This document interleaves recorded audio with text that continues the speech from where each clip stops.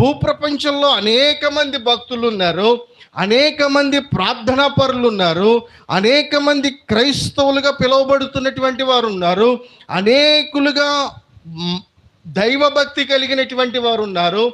వీళ్ళందరూ చేస్తున్నటువంటిది భక్తే. కానీ నేను చెప్పేటువంటి మాట ఏంటంటే, మనము చేస్తున్న భక్తి ద్వారా దేవుడు ఆనందిస్తున్నాడా? మనము చేస్తున్న ప్రార్థనలు దేవునికి అంగీకారంగానే ఉన్నాయా? మనము చేస్తున్నటువంటి భక్తి ద్వారా దేవుడు సంతోషిస్తున్నాడా?